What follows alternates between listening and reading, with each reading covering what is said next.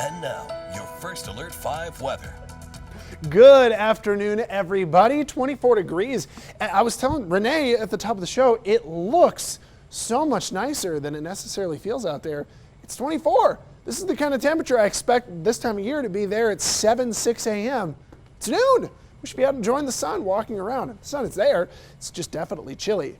Pueblo's a lot colder. Pueblo, we haven't had much wind. We've had the sunshine, but we had fog this morning. So we weren't able to warm through the fog for a while. And now the sun and the ground have to play catch up. And we have to melt a lot of this snowfall down that's on the pavement. So we've done that better in areas like Canyon City. The pavement is still a little wet, but lots of drying going on. 36 degrees, and it's going to take some good warmth to melt down those shaded areas. Downtown, Main Street, really everywhere. That snow in the shade is going to last a little bit longer here. Trinidad's got the same deal where the pavement is getting a little wetter as the sun comes on down, and temperatures are above freezing by a few degrees, by 7 degrees. Now, Colorado Springs is definitely one of the cooler spots in the country, but Rapid City, Lincoln, and northern Minnesota, Minneapolis is at 14. I imagine Duluth is even colder than that. There's some rough stuff to our neighbors out east. This is when it's 82 in Orlando?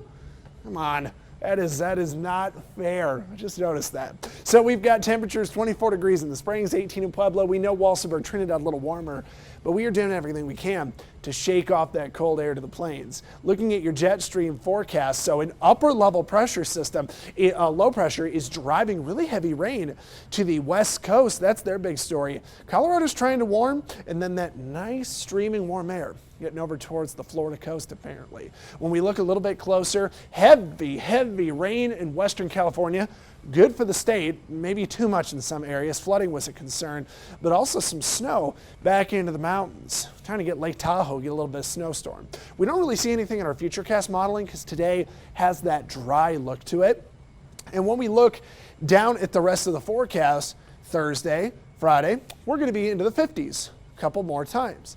On Saturday and Sunday, we will see a cool front. Now on Saturday, there is the potential for snow out in the high country, but here at home, I'm not really seeing anything. I think we're just kind of windy after we cool down after Friday. And you know what? That dry 7-day might be followed up by a snow chance next Wednesday. So that's kind of the next day I'm looking for, next Wednesday or Thursday.